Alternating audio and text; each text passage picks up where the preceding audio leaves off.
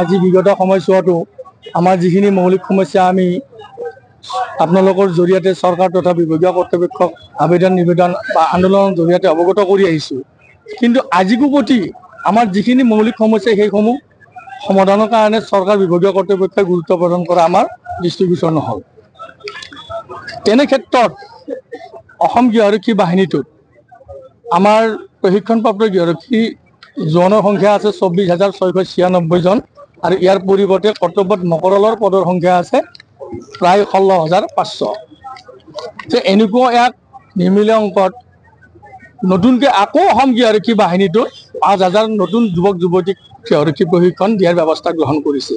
এই ক্ষেত্ৰত আজি আমি অসমৰ মাননীয় মুখ্যমন্ত্ৰী মহোদয় তথা গৃহৰক্ষী বাহিনীৰ বিভাগীয় মন্ত্ৰী ভূপেশ গোৱালা মহোদয়ক আমি বিনম্ৰতাৰে অনুৰোধ জনাব বিচাৰিছোঁ যে আপোনালোকৰ যিটো হতকালীন সিদ্ধান্ত, এই সিদ্ধান্তক অনতিবিলম্বে আপোনালোকে বাতিল কৰক, নহ'লে অসমৰ গৃহৰক্ষী জোৱানসকলে ৰাজপথলৈ ওলাই আহিবলৈ বাধ্য হ'ব। কিয়নো যিটো সময়ত আমি কৰ্তব্যত মকৰলৰ পদৰ সংখ্যাৰ বাবে আমি হাহাকাৰ কৰি থাকিবলগীয়া হৈছে, আমি ঘৰত ঠেলা চলাই মাছ বিক্ৰী কৰি বিভিন্ন কামত আমি ব্যস্ত হৈ নিজৰ ল'ৰা ছোৱালীক পোহপাল দিবলগীয়া হৈছে। তেনে ক্ষেত্ৰত আকৌ নতুনকৈ 5,000 গৃহৰক্ষী প্ৰশিক্ষণ দি আমাক আমাৰ জীৱনটো কি অন্ধকাৰৰ দিশে ঠেলি দিয়া যেন চৰকাৰৰ দৃষ্টিগোচৰ হ'ব।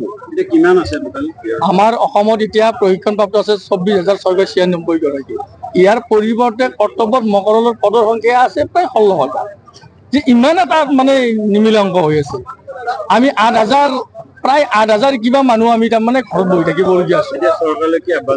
যে যদিহে তেখেতসকলে এই নতুন প্ৰশিক্ষণটো বন্ধ নকৰে, যে বিগত সময়ত আমি বা অনাগত দিনত আমি ৰাজপথলৈ আমি ওলাই আহিবলৈ বাধ্য হ'ম আৰু আমাৰ ল'ৰা ছোৱালী আমাৰ পত্নীসহ আমি ৰাজপথলৈ ওলাই আহিবলৈ বাধ্য হ'ম।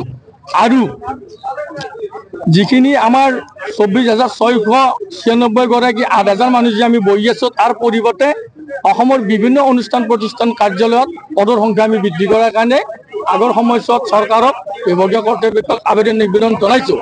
তেওঁলোকে সেইটোকে কৰক যে গৃহৰক্ষীৰ অনুপাতে কিছু পদৰ সংখ্যা বাঢ়ক, তাৰে পিছত নতুন প্ৰশিক্ষণৰ যিমান হাজাৰ লৈ থাকিব আমাৰ ক'বলগীয়া।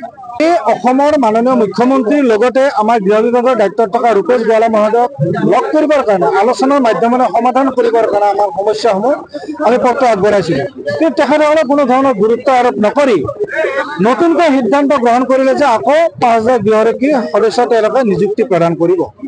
গতিকে এই 5,000 গৃহৰক্ষী যদি তেওঁলোকে নিযুক্তি প্ৰদান কৰে, তেতিয়াহ'লে অসমত গৃহৰক্ষী স্বেচ্ছাসেৱকৰ সংখ্যা হ'বগৈ 30,000তকৈ অধিক।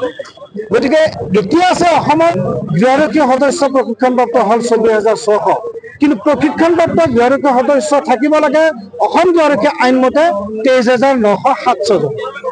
আৰু অসম চৰকাৰে 23,907 জনৰ পৰা 10,550 জন গৃহৰক্ষী সদস্য কৰ্তব্যত নিয়োজিত কৰে আৰু আদাৰ এজেঞ্চিত আমাৰ 5,000 আছে, মোটামুটি 16,000 গৃহৰক্ষী সদস্য নিযুক্ত হৈ আছে।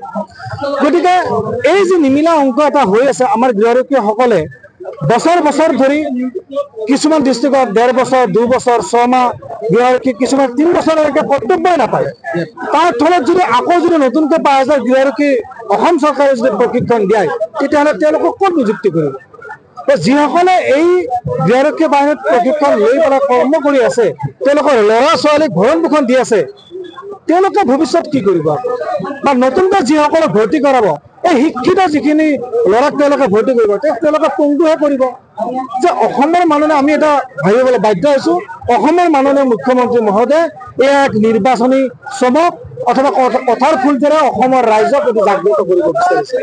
গতিকে আমি সকীয়াই দিছো অসমৰ মাননীয় মুখ্যমন্ত্ৰী মহোদয় অসম গৃহৰক্ষী আইনখন যেতিয়ালৈকে সংশোধন নকৰে তেতিয়ালৈকে 5,000 গৃহৰক্ষী নতুনকৈ নিযুক্তি দিয়াব নোৱাৰে।